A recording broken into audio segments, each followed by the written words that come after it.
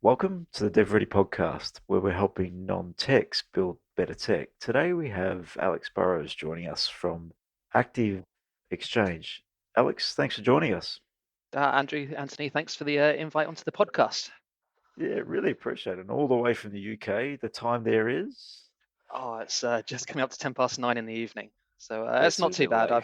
I've had a lot worse. That's acceptable. Yeah, all That's good. acceptable. Very, very good. How is everything going in the UK at the moment? Yeah, we've had better actually. This is the last evening before we go into lockdown number 2. So we'll be not much will be happening for the next month or so, and it's looking like a bit of a bleak winter coming up. Yeah, so it's a bit of a shame. I left Australia last there in kind of March, April, thinking I was just gonna nip back for a couple of weeks while this COVID thing blows over, and then I'll be back into Sydney, and then here we are, what 8, 9 months on, and yeah, who knows what's left to come. Yeah, The we road just got ahead. out of our second lockdown. Mm. Yeah, so opening up right now and you're in the opposite. So it's not fun, is it? So Not on a too better fun. light, let's talk a bit more about who you are, your background. So Alex, tell us a bit about yourself and what your background is, because your story is quite interesting. So let's share a little bit to the community as to, yeah, your background, your history. Yeah, well, I've always had an interest in kind of sport and community sport and how people, could and should be more physically active, and that obviously benefits your health and your mood and so on.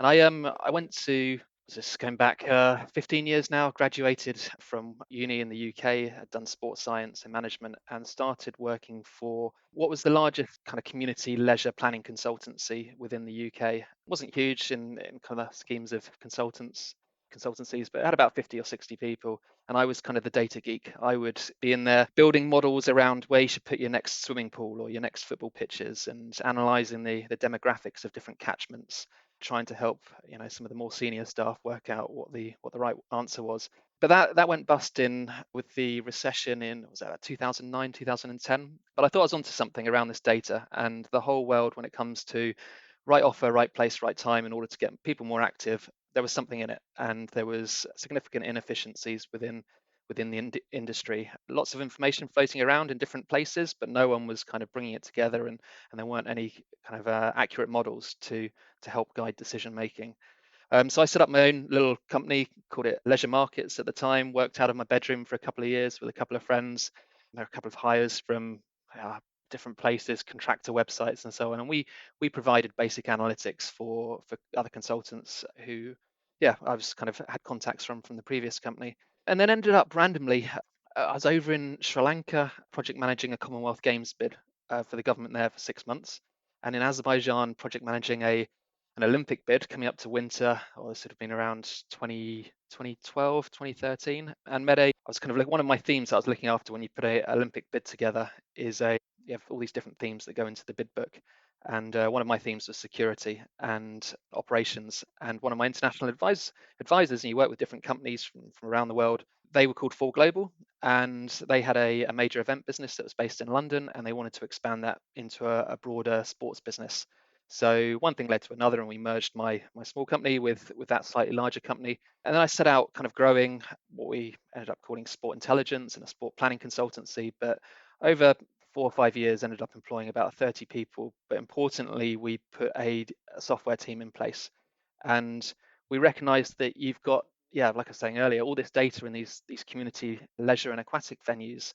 And if you could kind of lift that up and process it and standardize it, you could create some good market intelligence, which would help guide decision making throughout an industry. So yeah, we ended up at a table one day with a sport saying, look, we want to know more. What's happening with putting all this investment and all our team into all these venues across the country, but they have their own separate systems, and we have no visibility about where, what's working, what's not. Therefore, we can't continue to deliver our services effectively within those venues. And we said, look, we've got a software team. We could integrate with the leisure management system that's used in the gyms, and there's a few different ones in the industry. We'll sort all that, and we'll provide you some software. And then one thing led to another, and that company, which I'm still kind of loosely involved with, I'm still a shareholder there, and that now tracks in the region of about 14 million people, and I think about 820 million visits to venues, and provides a whole suite of software to different venue operators.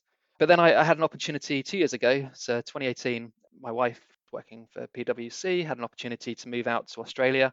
It wasn't quite the right time for Four Global, so I thought, right, I'll have another crack at setting up a company and growing a team, but also focusing more on the data science side. So not just the software. So in the UK, we'd kind of provided business intelligence around market trends and benchmarks. You know, what's your acquisition rates and retention rates, and what's the next group exercise that's taking off that you should put on your timetable at 10 a.m. on a Tuesday. But what we wanted to now create is using elements of machine learning is more advanced modeling around where's the optimal spot to build a new gym and predicting all the way through, like the supermarkets do, who's going to use it, how much are they going to spend, and so on before. So you kind of have a really good idea of how to run a venue before you even open the doors. And that's what we set up in Australia. So, yeah, based out of Sydney, we've now got a team of 12 guys, mainly data engineers, data scientists, but it is providing solutions through a product. We work with several hundred leisure venues, but we also work with a whole range of state and national sport organisations. So a bit different to the UK, that feeds data in as well. And then coupled with that, and the product's called Sports Eye, we also provide intelligence to government who obviously put a lot of money into community activity and want to know what the social return is and the impact and know where to invest next. So yeah, we'll continue to grow, and now we're looking at the States and Canada. Well, Alex has got a bit there, clearly, on your experiences start from so Olympic bidding. There'll be a bit in that, I would imagine, and the amount of Oh, effort that goes into doing that. So, and then all the way through from setting up a business in the UK, partnering. So your experience is quite vast and working in a number of different spaces, but then even shifting into another country. Yeah, so let's start at more leisure markets and how that sort of that merger went about. Because when people get into business, you were 2 years in. What did that look like, and how did that opportunity come about, and what made you jump into that? So what gave you the get a basically the kick to actually give that a go? yeah, I think I had a feeling we were onto something, but I was still just working with the same partners I knew in that original company. And I knew Mhm. I thought there was something more around being able to scale this. But it also comes down to personal relationships. And yeah, this was just an event consultancy at the time, but they had some really good leadership, some really good directors in there. And one of those directors from that side actually helped me kind of co-found what became the software company under that company. So a chap called Utku, and I think that's a lot of the time that's what it comes down to is having the right people around you and that complementary skill set. So Moku very strong on the software side and the data management side. I had more background in kind of the data modeling, the insight, and how you a lot of this stuff when you're creating an industry wide kind of ecosystem of sharing information. A lot of it comes down to partnerships and how you create a network where there's different organizations are incentivized to kind of collaborate and work towards this greater goal. But it was less about the financial. It was more around it's more from an operational perspective. It was moving, into a full-blown office, having a bit of investment around it to help scale that team and prove the concept, because there was something in it, but it was just, yeah, that Mhm. kind of almost, it also gave us the confidence to say, actually, there's something bigger here. Let's take the next step. Yeah, so from working out of your home to getting into something that's a bit more operational, it is important. Like we can build structure over time, but I imagine that would have gave you a nice little leap in terms of from that 2 years in to what the next chapter would have been if you went it alone. If you think back to that, if you went it alone, how would you have approached it? And do you think you would have grown it to the extent it was? It's hard to know, really. It definitely wouldn't have grown as quickly, and I think it wouldn't have been as good. And yeah, so yeah, Mhm. you never really know. I think sometimes you In can get hindsight, trapped in. so you would don't know. Yeah. Yeah, Yeah. you can get Mhm. trapped in a little bit of a bubble, and particularly, I was Mhm. providing this data modeling and mapping, but it was Yes. offline stuff originally, Uh-huh. and yeah, it was paying the bills. I was making decent money, but it wasn't the step change I probably really wanted to create. But Mhm. that needed that wider collaboration. Yeah. Yeah, get it. In business, we need to collaborate, and yeah, stuck in a silo, we only know what we know as a business, and networks build networks, and teams build teams, and good operations is important to any business. So, starting out, we generally start with the two people. That's generally how every business starts, unless you've got some decent seed behind you and you can afford to buy a team. But collaboration is another way to level up as a business. So definitely a good insight there, Alex, in terms of how you sort of approached getting to the next level of your business. Mm. I think that gave me the confidence as well to then say, right, Mhm. go into Australia, and that was, from scratch. I was starting up a brand new Yes. company, but it also it's a small world, and particularly when you work in, sport, leisure, aquatic fitness in industries, it's so a lot of people. What helped, we'd created this ecosystem in the UK, and we actually had a number of other suppliers that would kind of bolt their products onto this ecosystem, so it wasn't just our own software.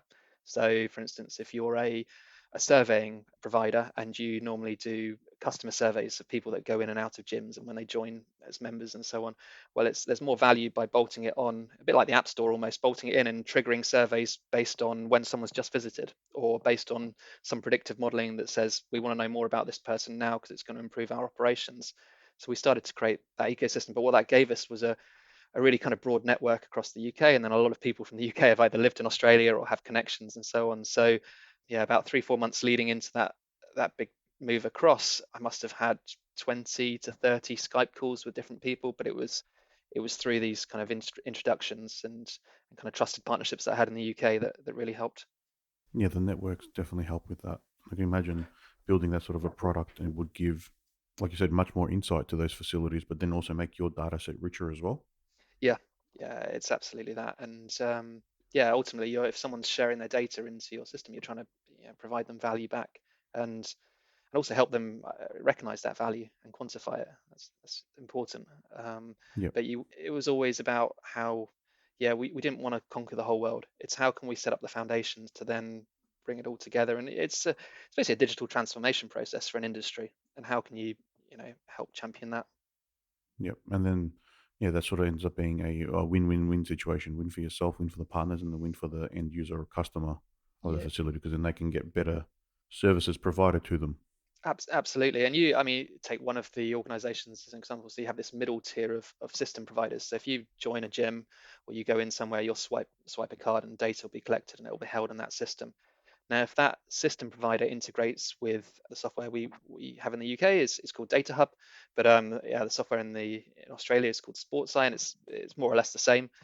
If you integrate with that, it means the data that original system's collecting on behalf of that client goes even further. So you're actually doing a favor to that system provider. You're providing they become more sticky to that end client because they're getting more value out of that data being collected.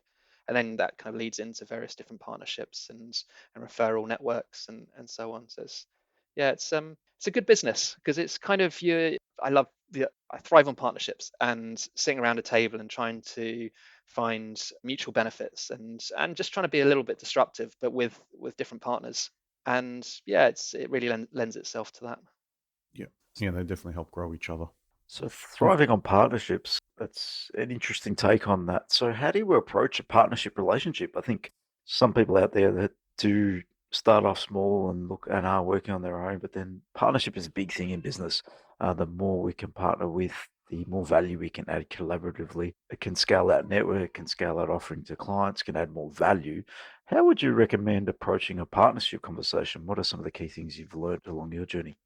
Oh, I think you need to understand there needs to be a reason for that partner being involved. I think a lot of the stuff we do is it's not always commercial, and actually the majority of time it's not commercial. It's either so a good example in Australia we partner with a whole range of national and state associations and government who all sit around this ecosystem and help kind of refer their local governments and other kind of members into it.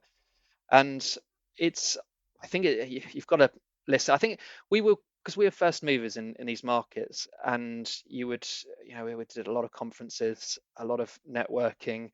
It was the shiny thing that just arrived. People were interested, and that normally led itself to an open discussion. Obviously, you've got to be there's a lot of listening that's required, and understanding really what's this other organization's looking to achieve and what their objectives are, and actually it might only be relevant to a very small part of what you're trying to do.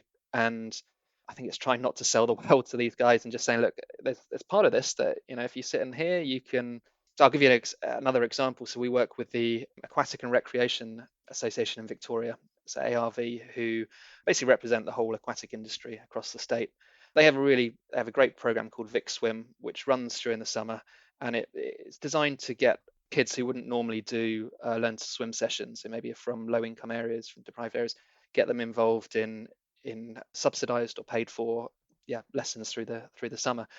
Now, what we provide for them is the ability to obviously feed some data in, but then predict which other venues are going to work really well for those particular sessions. But importantly, evidence the value back to local government. So it's not about commercializing anything or anything like. It's about showing their impact and showing the social value that they're creating back to the local governments who run the venues or back to the operators. And that would be different to a fitness franchise who would come to us and say, look, I want to sell another 10 sites. I need the optimal hotspots that remain across Australia, quite a saturated market. Aussies love a franchise and setting up a gym and so on. Where should I go? Where's most sustainable? How can I best support my franchisee and make as much money as possible through this venture? So I think it's the point being it's about being open to different types of partnerships, and those partnerships might not be the end user, they might be a facilitator, it might just be an open discussion that sits on the shelf for a year or two.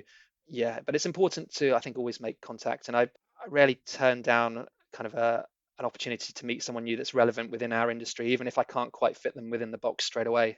And hopefully people think of us in a similar way. I think you touched on something there is about what are they doing, what are they adding, what are they looking for too? Listening. I think you mentioned that was pretty interesting because we need to know who we're working with to really add value, and not just the end customer, but partners to who we're collaborating with. So, think of them as, or partnerships as, it needs to be a win-win. We need to be able to add value to them, and they need to be able to add value to us, but also to the customers, the consumers, or whatever the end result might be. So that's how I've always seen partnerships, but also helping each other as well. Like if you can partner in different mediums in different ways, but I think bringing in, like you said, you bring in partners, which might be a survey component into your system, and that helps everybody interact in from a customer, from their service, from your service. It adds more value. So just thinking outside the box rather than just doing everything on our own, which is what Yeah. some founders can get stuck in. It's like, oh, we need to do everything. But technically, if you do one thing well, you can work with a whole channel of partners and different people to do the rest, and you can build a good offering and an ecosystem. I think what's really important as well, and actually I left it too late, probably in hindsight, this is something we would have liked to set up and got feedback on really from the outset, is having a really clear purpose. So, and what's that line that you stand behind, and going to be happy to stand behind for several years. So we talk about empowering data to shape more active and healthy communities across Australia and New Zealand, and trying to, through our partners, so not directly, it's we don't, none of our software triggers things off directly to the consumer. It's always working through these venues and different organizations, but trying to positively influence 10 million people on a rolling basis and influence how they're active, how they're healthy through better delivery of sporting leisure opportunities. And now going into Canada and the States, and obviously still connections into the UK, we've kind of set ourselves this goal of 100 million people by 2023, based on a similar kind of formula, but with that really clear purpose. And that, I think that, and just being really true to it as well. So recognizing case studies where organizations have used some of the intel and made the smarter decisions, and it's got more people active, and case studies where we've been doing things with the YMCA and in Australia where they're generating significant savings for the community, and by not chasing necessarily every dollar, but saying, right, we're going to provide these programs, these services, this type of membership for people in deprived areas, or people who are traditionally inactive, or maybe have high prevalence of obesity, and being able to put a dollar value behind that and say, okay, this is the savings we've generated. It all sits under that headline banner. So I think it's important having a really clear purpose. Can't emphasize that enough. And it resonates with staff and obviously customers and partners and all the way through. Yeah, Yeah, it's that purpose helps with culture, and then, like I said, being true to it and following that and using that to help you guide your decisions and your direction forward makes a big difference.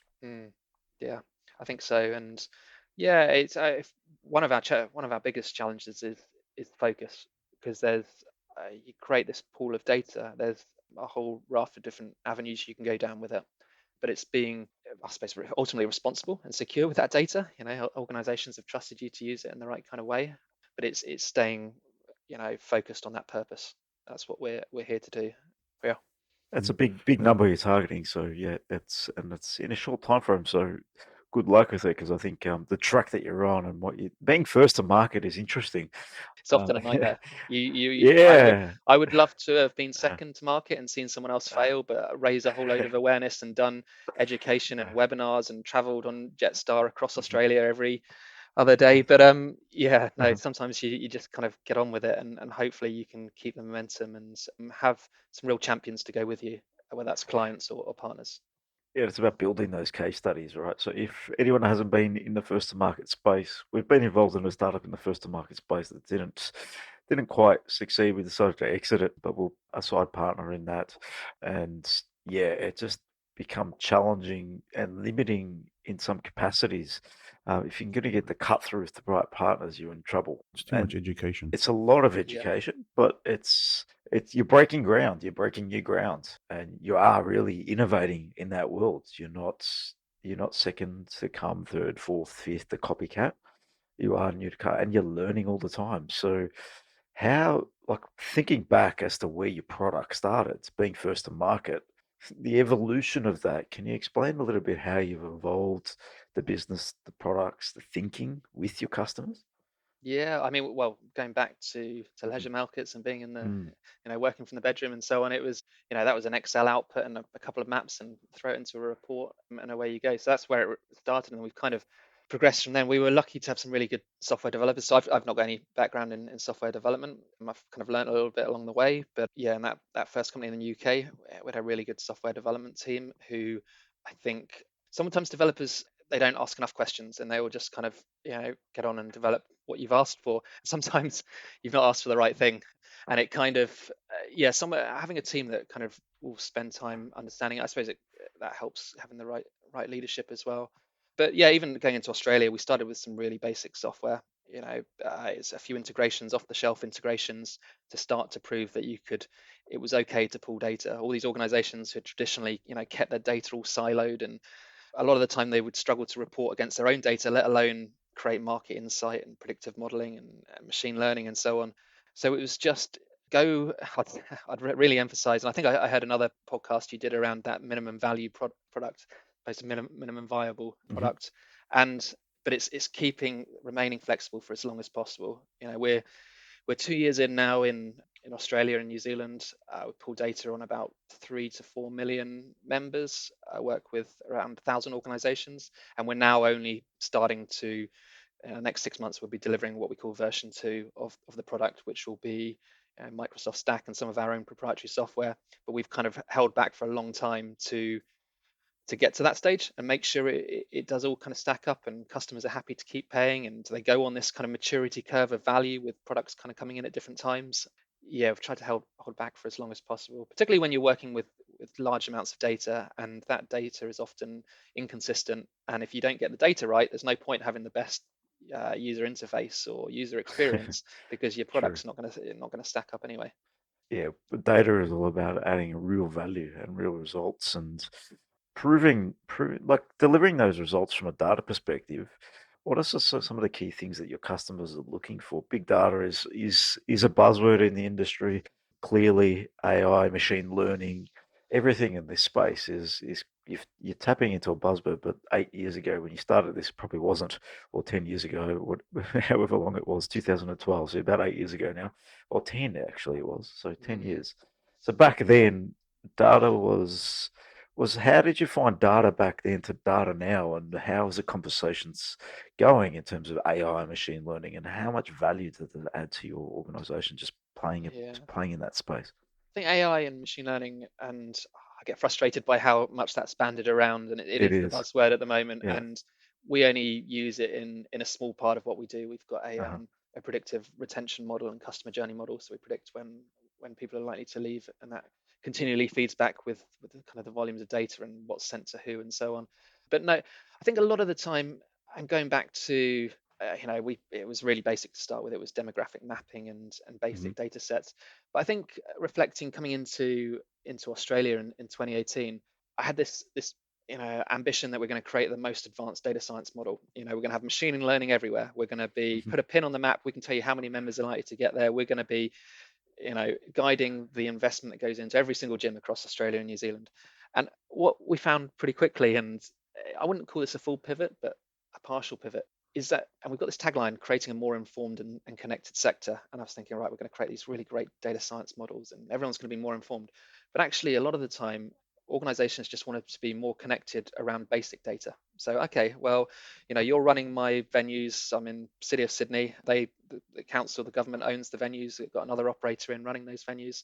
Okay, just tell me, what's the membership like at the moment? What's the engagement of people from these different demographics? What impacts are you having? How far are you reaching with these venues? Is that good? How does that compare to venues in Melbourne or Perth or Auckland? And just really, so it's the basic movement of accurate data and the Mhm. basic insights that can be generated. And it was, I mean, that's what we've kind of continued to push against. Yeah, we've got an R&D set up, and we continue to refine those predictive models and the machine learning. But often also a lot of clients aren't ready to go straight to that. Either their data's not ready, or they're not ready as a team to fully kind of implement it. And I think, again, reflecting back, sometimes we've potentially jumped the gun too early. You're trying to Mhm. sell as much as you can early on to build a team and kind of keep it all going. And actually now we're a lot more patient about how we onboard clients and how we take them through this journey, making sure we've got kind of safeguards and there's a degree of kind of data integrity at different stages to know that we're not jumping straight ahead to some machine learning thing, but actually the outputs aren't going to be accurate. You might use that type of technique and it might be a more advanced bit of software, but the output's not going to add any value to you as a business, and actually you're better starting at this stage. But also that conveniently it helps create a more, I'd say, sticky network. If Mhm. you're go back to that idea of the Aquatic and Rec Victoria Association, they're using the network to report the impacts to every local government in Victoria. Now, if you've created that and other organisations dialing in using that network, it's quite unique. So therefore, it straight away it adds value because you've got that coverage. So yeah, I've forgotten what the original question was, but it's yeah, Was the, how I think data had it's changed? Yeah, yeah. data changed from back then. I think you've touched on quite a few things there. You basically talked about, like, when we're in business and we start out, we have these vision of what our product might be or our product might do and the level it might get to, but you've let the customers guide the product and what they actually need. And what they need is sometimes 10 times less thinking or less complicated. And that's why MVP is important. And I think you mentioned it. MVP is generally 5, 10%, 15%, 20% of what you think your product might be. And then it can become the core product for quite a while Yeah. because we sort of get stuck in these big, rich features of, yes, plonking a pin on a map and you can tell me everything about that and where should I build the gym or the center or how many members I'm going to get in this specific location. That's all brilliant, but if you don't have it, if you've got blinkers on, and as a business, you don't even know what's happening right now within the center and who's using it and how often they're coming, and there's no data reporting, then there's no point having all that other information because operating them now is a problem. Yeah, and I think just along those lines, I think we were guilty early on of, we'd turn up to see clients. We might go down to Whittlesea or City of Melbourne or across to Perth, and we would, go in with that first slide that said, right, we're on target to track 100 million people, and we've got all these big aspirations. Actually, they don't care about that. They want to know what it's going to do directly for their problem right now, and that problem probably half the time doesn't need machine learning. It just needs better use of their data and connecting into a network. And it's one of the stories I used to tell is I was very fortunate to get on stage within a couple of months of arriving in Australia at the National Sports Mhm. Convention down in Melbourne, and had a big picture of my nan on this huge screen behind us in the auditorium. And I tell the story that this is my nan. She was active up until, at the time, it was kind of 5-6 years ago when our granddad passed away, but she was playing golf all the time. But she hasn't done anything since. But my nan lives 200 yards from, or 200 meters from a sports centre. That sports centre has no idea what to offer a lady who's 85 years old, who's dropped out of sport 5 years ago, Mhm. who's, this is X, Y, and Z about her. But there's 200 nans on that street. There's 2,000 nans in that estate. And then my nan also goes and sees the doctor, once every month because she's 85 years old. That doctor is 200 meters from the sports centre. But again, that doctor has no idea what to prescribe in terms of physical activity to someone of that nature, let alone kind of work within systems to refer them into that into that sports center environment and get a feedback the other end of what's working and what's not, so they can refer the next grandma in and the next one and so on. And so that's our last point. That highlights something we're starting to do in Australia, working within a bit closer with the health services to, again, it comes off that idea of a network, but to support more exercise referrals into sports venues. But yeah, taking the point that it's not, you just because it's your goal and your aspiration as a company, it doesn't mean it's relevant to that local organization. And you've really got to consider what their, the one or two things they want to achieve next are, because it's probably not your aspirations as a business. The No, purpose is fine, but not the headline goals. you're very true, very true. So that's a good tip for everybody out there. That's put your goals on your wall and talk Yeah, about how you're going to serve your customers and what they need and their goals and their objectives. Like the listening back to the partnerships is pivotal to any business. It's like, what are you doing to solve it? To help them get to their objectives. That's what they're looking for. And that's what everyone's looking for. Everyone's got their own goals, objectives, but working collaboratively. And if you can all serve each other, it's a better outcome for all. So let's dig a bit more, Alex, into the business itself and how you Absolutely. structured it in terms of moving to Australia. You've obviously got a wealth of experience over in the UK, so clearly that's obviously helped. Building an organization in a new country, new place. You obviously mentioned you had network partners that got you here, but how have you built a team around you? How have you thought about that process? How have you built the team to deliver the products within it? What's the thinking been there? And what have you learned from when you first built that team where you're working out of your bedroom to now, and probably a board around you? I think the number one thing is hire people that have a passion for the area you're working in, because it means they'll go the extra mile. It goes back to that vision and the purpose and Mhm. so on. You could be the best data scientist or data engineer, but if you don't care for, again, we work in quite a good area where more active and healthy communities is most people will stand behind, and it will benefit them nan as much as my nan if you get it right. So I think, yeah, hiring the first couple of people is really important. I think they need to be really driven. The first data scientist came up from Melbourne. We were working in a co-working space in Sydney. Moved, it was only me at the time, so yeah, good on him. He moved up and joined us. I think you need to. We were fortunate again with those connections from the UK that I had coming across. We started working with some of the largest leisure operator kind of management companies out there. So the YMCA. There's another one called Belgravia Leisure. They gave us enough of a basis and kind of almost the security, the ongoing kind of subscriptions to grow that team. The first year and a half was pretty tight at times. You're pushing the cash flow, and you're making difficult calls around particularly marketing, but also when to go into different areas and improve the product and take it in different directions. I think also having a set of advisors and mentors and they might not even have shares in the business. They might just be friends who are interested in this, or they might have an organization that can see a partnership further down the line. But staying chummy with them, staying in touch and getting their advice, particularly coming from the UK into Australia, it is a different market. Other people know a lot more than I do about what organizations need there. So if I can, so over the last couple of years, having a set of advisors, mentors, people who would get excited about this, people who would set us up in conferences or bring us into webinars. That was really important. And then most recently, hiring a couple of really good directors who complement my skill set. So we've got a new chief exec who's come in, because I'm still working across Australia and New Zealand, but starting to take it into a couple of other markets, and having another director who's got a very good eye for detail, which is important. Yeah. It's all about people in the end. And I think you touched on advisors and mentors, and they can be anybody, like you said, that have some experience, maybe been down that path before, worked in industry, have just anyone to lean on, ask questions. We can get a little bit lost on the inside of a business. So being in our own four walls, doing the day to day and the thinking, it's sometimes just having a chat to someone outside your box can open up different ideas, different channels. So the more we can share, I've found in my experience that the better outcomes we can get, and we get there a little bit faster too, because questioning your thinking is difficult to do. Other people questioning and giving you different insights, opens up different opportunities in your own mind and the ways you might approach things. So mentors and advisors are a big thing. There's a podcast that We did. I cannot recall the number. It's with Dan Mumby around building an advisory board. Definitely something for anyone listening now. It's back in the early stages of our podcast, probably 7 or 8 of the world back down there. But yeah, building a team and advisors is definitely a way to open up your network, your opportunities, and your thinking. Because in the end, we don't have all the answers.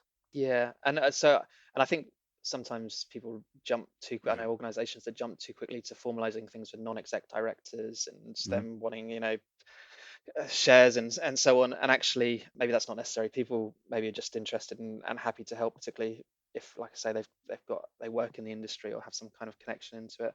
I think also what helped us grow the team is looking at also what other benefits are available to organizations. So we haven't done any formal raises in terms of capital, but we get an R&D tax rebate because we're doing kind of new stuff in an industry, and Australia is good for this, for supporting kind of new businesses. And then we've also recently been selected by the Oz Industry, which is like the Department for Business Science and I think it might be Energy in Australia, and they select a group every quarter.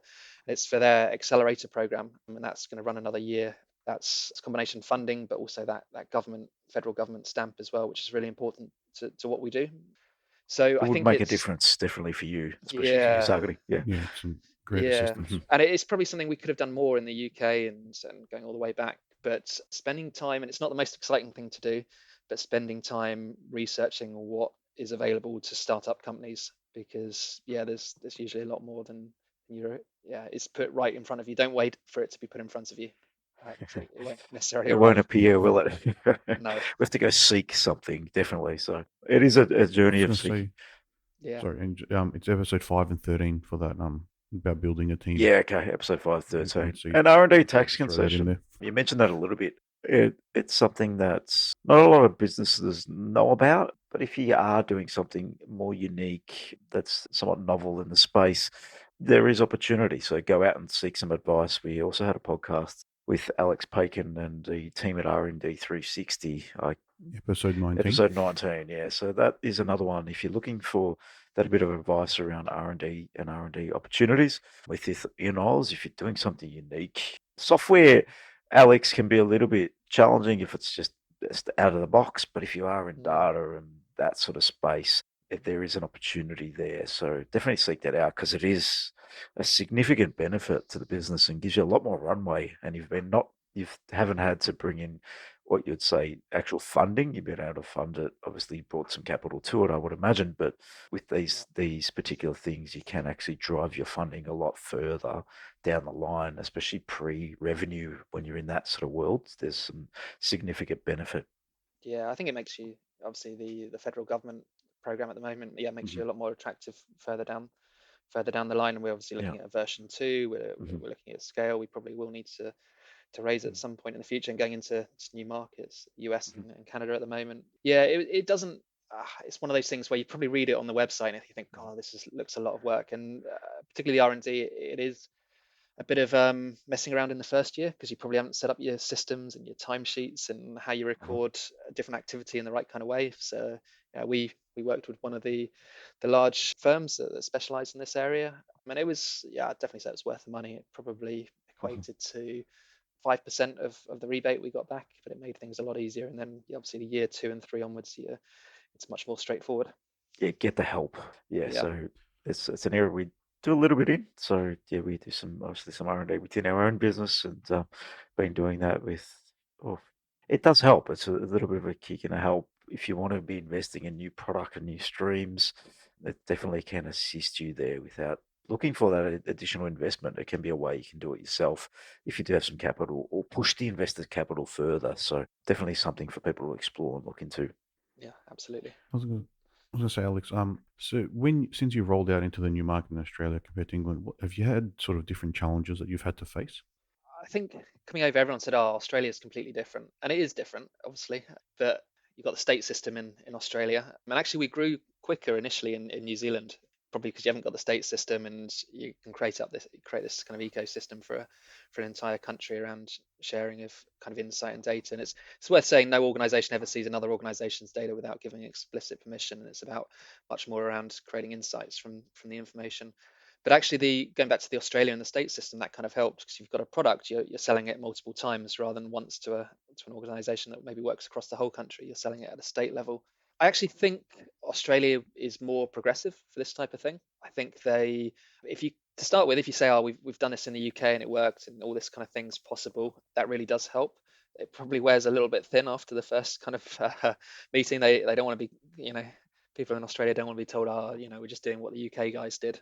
But saying that, we've taken it on, and it's a different type of company, and it's doing other types of exciting things. So I think just coming to Australia, you've got to be prepared to travel. Obviously, this is pre-COVID, and as I said, I did so many. That 6 a.m. flight from Sydney down to Melbourne, I was probably doing once every 2 weeks, if not once a week. And then you'd do trips to Perth, and you just got to be prepared to put the miles in, because again, we work in a B2B space, so it makes you're probably gonna we found we'd sell 4 to 5 times as much if we're meeting in person than over just a phone call or relying on your website and case studies and videos and so on. So it was worth putting the yards in. Yeah. Everyone Other than likes that, I think face to it's face. I think we're social people, social beings, right? So, but in times like just asking the question, how is the business tracking right now in terms of obviously what's happening in Oz? Obviously, we've been in a bit of lockdown. Your main team's in Sydney, which is probably a little bit more open than Melbourne has been. But what's the impact been there? And have you been doing a lot more online stuff just to work with customers and get involved, or is still some slight travel? There isn't much available to us all. No, it's online. I mean, once a client goes live, most of the support and onboarding and Uh-huh. client success sessions are online anyway. But Yes. no, I mean, we went through 3-4 months when venues were closed, and similar in New Zealand. So that's one of our markets. Obviously, we have licenses to government and sport as well, some of which were affected, but they're more kind of annual subscriptions. So where it was a monthly subscription, we froze that license. Where it was Mhm. annual, we added on extra months. I think again, it shifted the conversation to, rather than using data to drive more members or improve your operations or create cheaper leads and how you spend your marketing budget, it was more around, we help organizations show the community impact and why they're critical assets to that local area, and why government should keep funding them and how they're going to bounce back. And yeah, I mean, I think Australia's tracking at about 60% re-engagement outside of Victoria in terms of members that have come back to the venue once they've reopened. New Zealand's a bit higher, 80-90%. But again, that's quite a data-rich area for us to tap into around modeling expected behaviors of customers, how to re-engage them, how to recognize who should be re-engaged at different times to protect overall revenue as well as community impacts. And it's fast tracked the need for organizations to act on their data, either Mhm. through commercial pressures, through contractual pressures, and also because COVID's forced people to ask people to check in and swipe in. And we know that you did that Zumba session and that boxer size session and so on, because you have to tap in now because of COVID. So, which obviously helps with the flow of data and the value we can provide the other end. But yeah, it was a worrying time, and it's still. I mean, like I said, we're going into lockdown number 2 in the UK. So yeah, there's a lot of organisations that are going to really struggle. They're talking about a third of leisure centres are at risk in the UK, and it's going to be a pretty dark winter. Yeah, it's Yeah. challenging, isn't it? And the space you're in right now is people need to go to and visit. And if you can't leave your house or you're in lockdown, it's just impossible for them to operate. The challenge that you have as well is in that world is just from my experience being in Melbourne, being a member of a gym, you go and invest in equipment because you're locked away, and then you think, do I need to go back to the gym now? So there's Yeah. going to be a lot of impact like that occurring throughout the space and across the globe really around what that impact might be. And then the Yeah. uptake at the other end will be interesting to see how it plays out. But you'll know exactly what's going on, Alex. You have all the data available. Yeah, I think Yes. it's also, there's a lot of Mm. people who maybe being more active and Mm. healthy is a bit more on their radar at the moment, Yes. and it's then okay as a venue and as a Hmm. sport, and there's if you look across all sports, so you're talking AFL at the weekend, football, Hmm. cricket, right through to the gym and swimming. There's about 10 million people that have some kind of registered membership across Australia and New Zealand, so it's Hmm. pretty sizable. Yeah, it's big numbers, isn't it? Yeah, and then this is lifted up further. If you think about people who've just gone out for a cycle, for a bike ride, maybe dropped into a So it's kind of March, April time where you could drop into a group session in the local park with a personal trainer as venues are beginning to close. But it's made people more aware. It's maybe given them a little bit more confidence in their own Hmm. abilities. Because one of the biggest barriers is it's pretty daunting to walk into a gym first of all, and particularly in that local government space with leisure and aquatic centres where those venues are there to serve a community and provide opportunities to people that maybe wouldn't traditionally be active, but it's those people who are the barriers are highest to the perception of going into a gym. And it's how do you use data also to understand how to help those types of people create kind of a sustainable habit. And yeah, those venues are best placed to do it, and we'll continue to support that and try and understand it and share that insight across the network. Always keen to get an impact on or an understanding of what data can do. So, do you have some stats you can give us in terms of the learnings that you had across the journey and the impact data can have on these centers and understanding of how they operate? It's definitely something that I'm always interested in terms of what impact you can have. Any ideas or any thoughts on that or stories you can share? Yeah. Yeah. I'll throw some stats that come to Yeah. mind. So yeah, if you make a step change, I think again we work in an industry where it's not like the supermarkets and Hmm. I'd say the banks, but I'm not sure about the banks, where they've got take Coles or Woolies, they've got a full data science team. They've been using data for quite a while. So yeah, there has been an opportunity to make a reasonably significant step change. So by running some basic retention models and re-engagement, you can reduce the attrition rate, which is normally somewhere between 5 and 10% of your membership, reduce that by 25% over 3 to 6 months, which is Hmm. it's pretty sizable when you think about the extra income that comes from those members staying a little bit longer. If you can get a member to engage with some kind of group exercise, group programming, rather than just dipping into the gym, they stay for an extra 3.9 months longer. So you Interesting. get all your body pump, your body class, and again, a lot of people go into the gym and go, "Oh, that's not really for me," or "It's not kind of the right kind of program." Again, data sits behind the communication, the Uh-huh. timetabling, what you're purchasing as a program, as a venue. Are you offering the right type of thing? So that's one side, and then, like I said, the other side, which is growing more and more in importance, and I think it will continue that way, is how the leisure aquatic fitness sector can align with the health sector. There's so much more money that goes into health than it does into sport. So there's a couple of stats where, for instance, at the moment, 68% of Australians are either overweight or obese, which is, if you live, 68%. Geez, I didn't know it yeah, was that bad. Wow. Okay. Big yeah, number. Mm. we did the classic thing where we flew into Sydney, set up for the first 2 weeks in an Airbnb in Bondi, and you wouldn't believe it was 68%. You'd think it was, 0.68%. We didn't stay in Bondi too long. That was a little bit too extreme for us. We moved down the coast. But yeah, so how do you address that as a industry? An industry that's valued at 16.2 billion in terms of the social and economic impact. But for every dollar that goes in, it creates $7 of social value, of community Mm. savings. And your average active member at a local leisure or aquatic centre generates $3,932 per year of social value savings across things like dementia and diabetes and coronary heart disease, and they're more productive in the workplace, and they achieve more educationally. And a lot of what we do is this is where we have a partnership with KPMG in this space, is we bring that type of modeling down into the network to allow any organization, no matter their kind of size or experience with data, to track the savings that they're making. And I go back to that idea of connecting with partners. So use that to connect with maybe a slightly different funding partner, maybe with another organization that wants to deliver at your venue and has shared objectives in that kind of space. And then also use some of the predictive modeling to say, okay, well, if we had another $100,000 worth of investment, we could create this amount of savings for the community further. And we've got some predictive modeling through some of the stuff we provide that says, right, I'm going to target these communities in these areas. This is how I'm going to deliver the marketing. This is how I'm going to change the operations. But this is the target value I'm going to create. And that really helps broker meaningful partnerships that maybe didn't exist before, and just helps an industry work better together with that overarching kind of purpose of more active and healthy communities.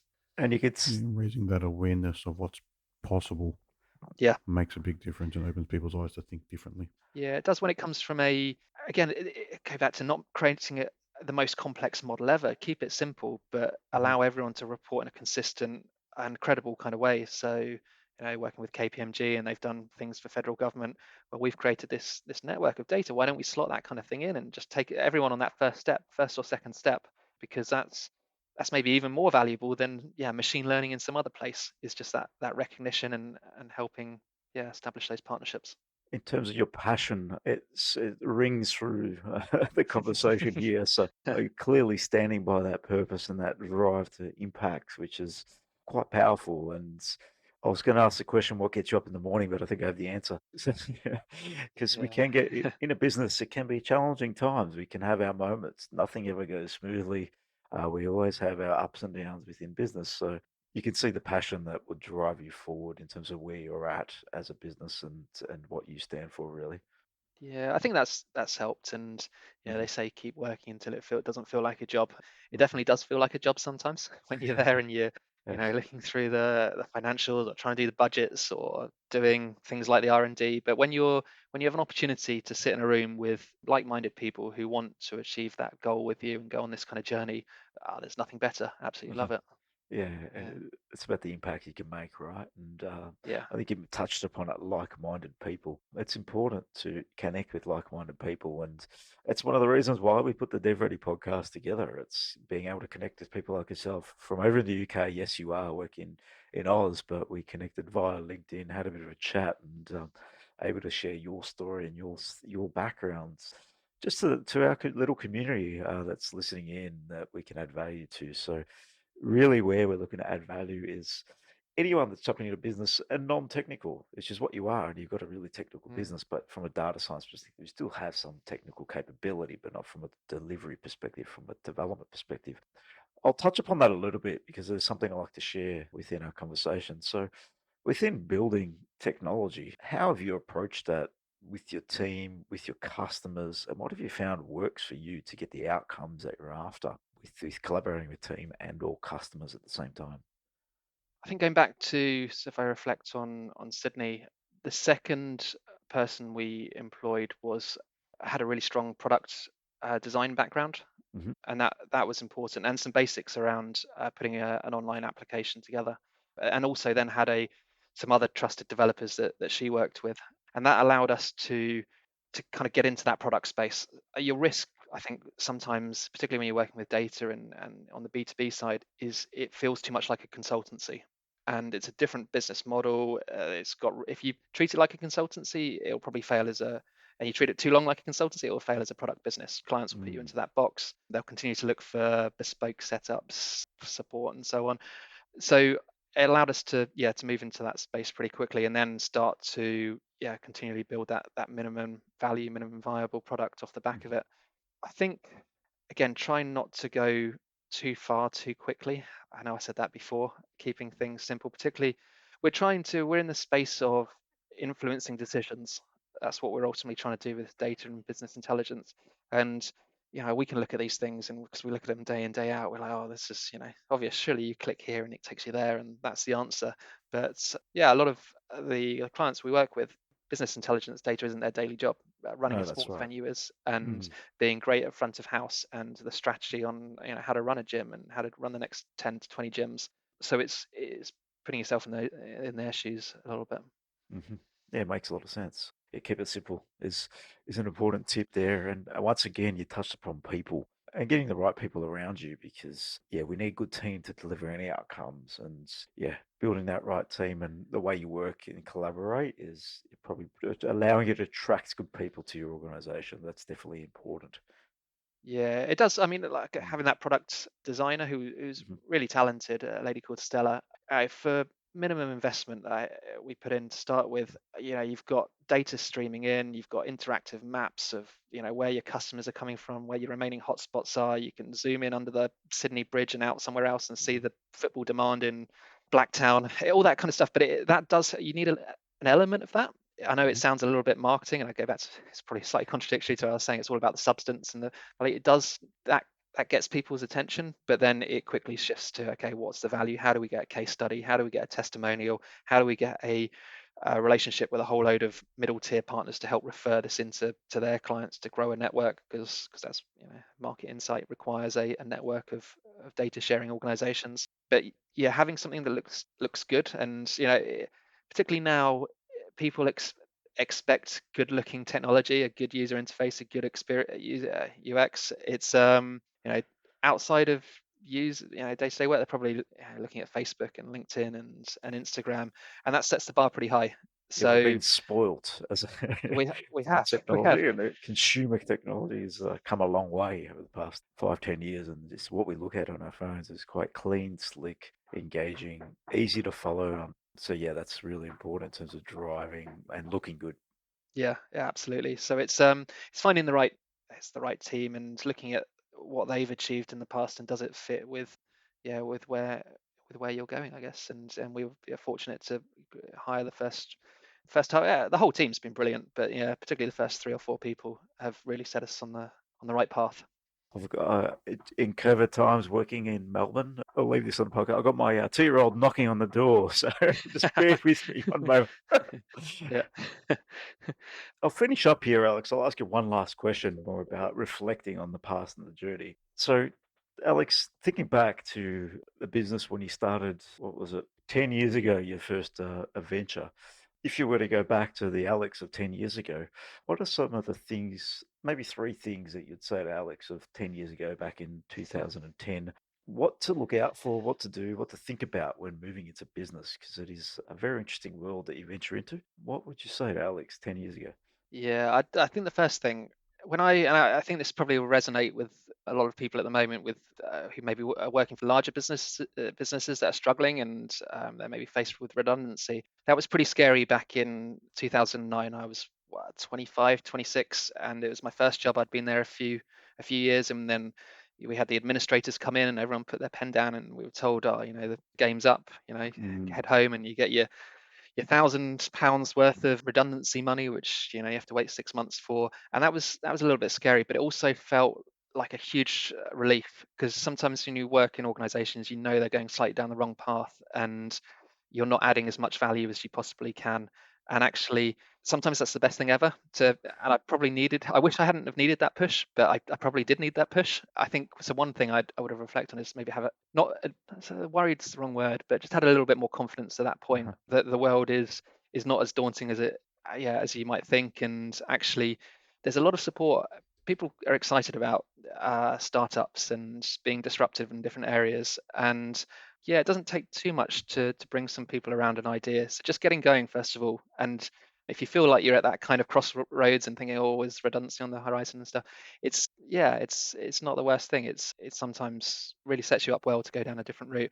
I think the second thing would be, what would I say, is to, I think, going back to the people and really make, I think, because I was fortunate having a really strong team around us, even at that first tech company in the UK. I think sometimes we, in both UK and Australia, we've tried to design too much for different types of people and not stayed really focused in on the core product, and we've sometimes moved forward a little bit and had to come back and really focus in on that. So it's maybe not jumping at every opportunity and having a bit of a plan to how you assess those opportunities, and something that you stand firm by. The third one is, I'd say, just I suppose when you is just be prepared, particularly coming to a new country, to put the miles in. It becomes, I mean, with all startups, particularly when you care about the area, you become pretty obsessive about it, and that you need very patient family and friends kind of go with you as much as a team and clients and partners and so on. And coming into Australia, where we came in originally thinking, oh, this might be 6 months, might do a bit more consultancy. Then this opportunity opened up, and it became apparent that there was a need for this kind of data sharing network and ecosystem. But then you're both feet in and you're fully committed, and that requires a lot of patience from those around you. Which has been great. But like I said, it's a lot of 6 a.m. wake ups and getting home. That last flight was 11:30 at night, 12 o'clock, doing that a few days a week, and you're Full pretty on, yeah. knackered. So you just got to, I suppose, where you can expect that, and just try and work around it. But it's worth it. If you believe in the area, it's worth it. Alex, the joy of why I really enjoy doing this is to see where you've started and where you are now, and to think back to 2010, you jumped into this business because of a redundancy is quite interesting. And confidence is everything in life, but we don't get until we get experience. So sometimes life happens for us. But now you're in 2018, you're happy to fly into another country and give that a go. So it's amazing how far we can come when we actually take the first step. So yeah, it's some really good insight for people that are at the crossroads right now that are thinking, yes, like they could be in that similar position to you. What do I do? Do I take the step on my own thing? Just listen to this story because there is no right time. There's only the time that you make it, and take advantage of maybe the time that you have to put some effort into something you're really passionate about, and who knows where you might be in 10 years. So, Alex, Yeah. brilliant story, and I thank you for coming on and sharing your story, your journey thus far. And I'm sure there's plenty of interesting story to come over the next 5, 10 years as the way you grow this within different markets and different sectors potentially. So, Alex, thanks for joining us. Fantastic. No, thank you both for the opportunity. Oh, definitely, and yeah, No love to catch problem at up in all. the future. So yeah, keep us posted on how you're tracking. If anyone wanted Yes. to find out more about you, how can they do that? So the website for Australia is www.activeexchange.org, or you can get me directly. It's just alex@activeexchange.org with one X in the middle. So it's kind of active and then an X and then a change. It was the worst name because you have to explain every time when you when you say it. We'll But put the links out in the show notes. Yeah, yeah, we'll fantastic, we'll brilliant. share it all out. I appreciate that, Alex. And good luck in the UK. It's obviously challenging times over there, and hopefully there's some light at the end of the tunnel. But moving into winter might be a little bit challenging. So good luck with everything over there. Yeah, thanks, guys. Cheers, mate. Appreciate it. Thanks.